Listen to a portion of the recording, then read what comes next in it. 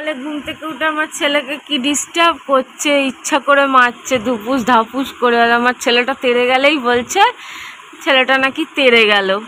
তো কেন মারবি আমার ছেলেকে? আমার ছেলি বৃষ্টিতে ঠান্ডায় একটু ঘুমিচ্ছে।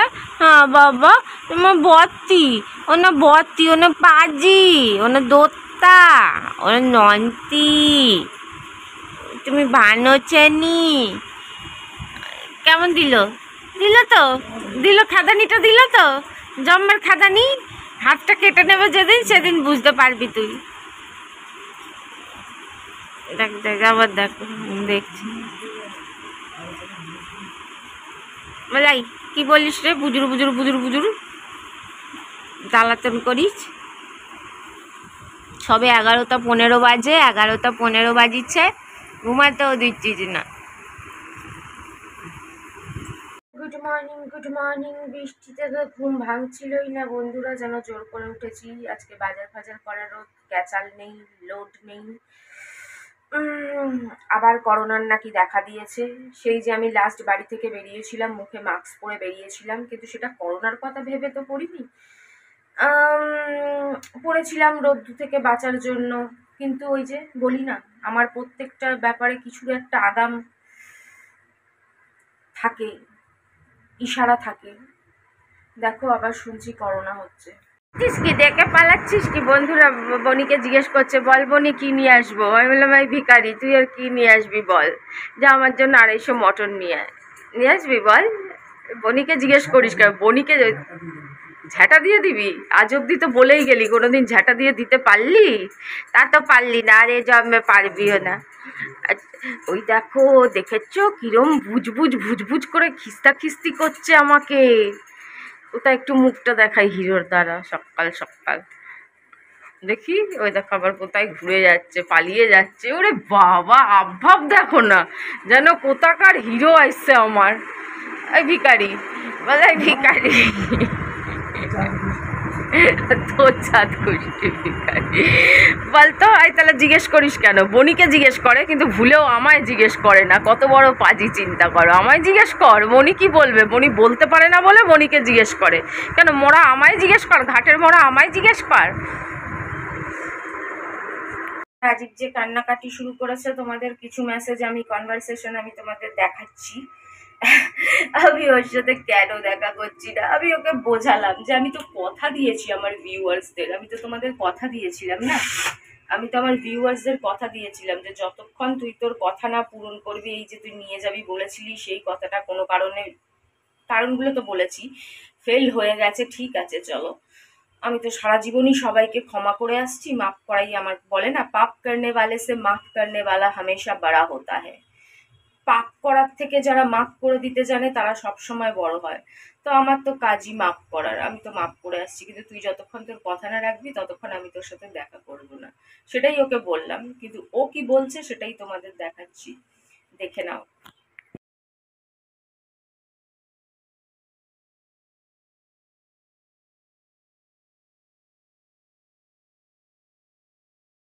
নিয়েছো তো ভাবছি এমনি জাস্ট একটু দেখা করব। আমারও আর ঘরে বসে ভালো লাগছে না।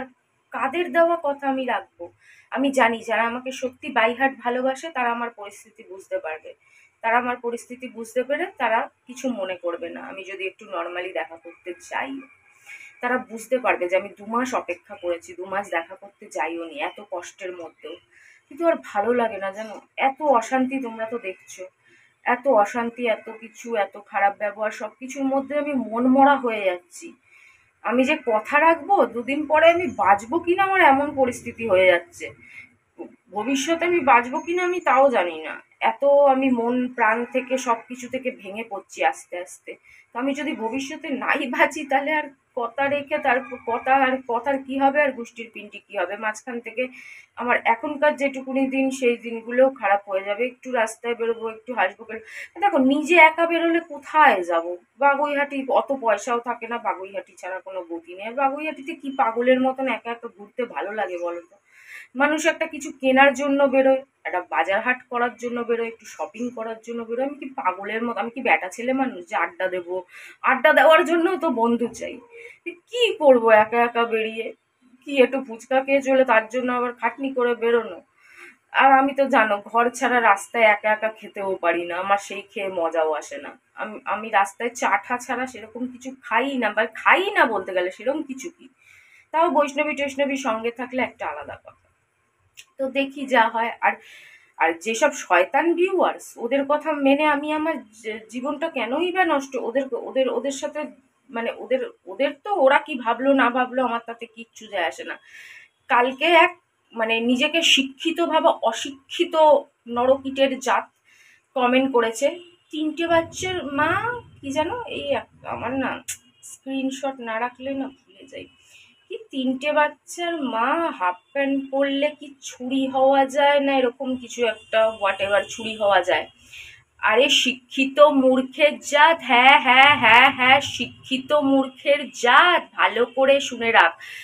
সবকিছু বইয়ের পুঁথি রটালেই সব শিক্ষা হয় না, কিছু সাধারণ জ্ঞানেরও দরকার হয়। বইয়ের পুঁথি রটে আওড়ে সবকিছু শেখা যায় না পাশ করলেই।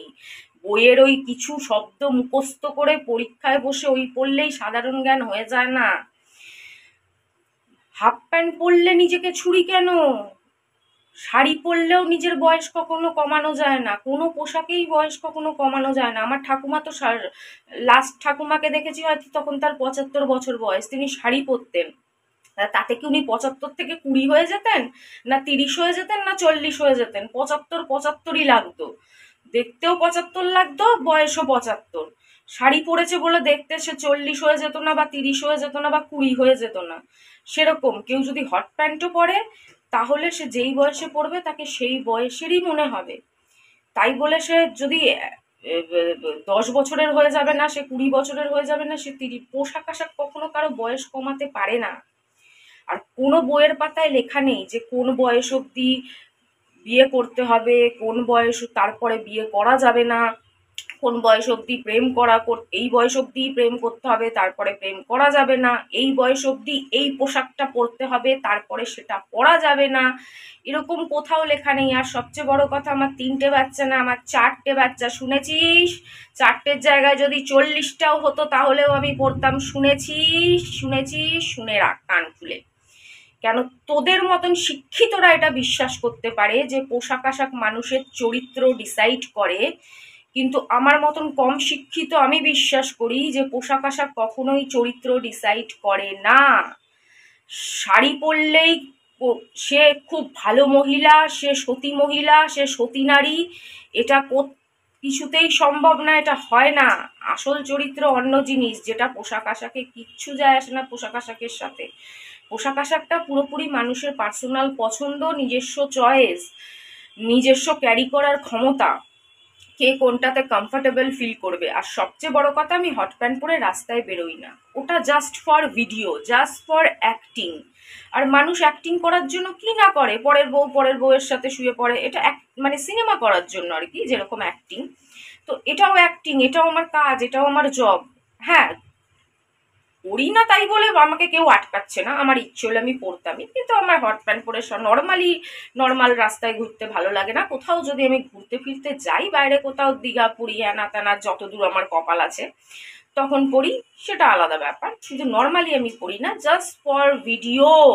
তোদের মতন শিক্ষিত মূর্খদের মাথায় ওই গবেট ভরা কি ভরা জানি না, মা বাপের গু ভরা মাথায়, গোবর ভরা তো বলতে পারবো না, কেন গোবরেরও অনেক গুণ আছে, তোদের মাথায় সেটাও ভরা না, তোদের মাথায় গু ভরা, ভরা মাথায় সেসব কোনোদিনই ঢুকবে না, কোনোদিনই ঢুকবে না।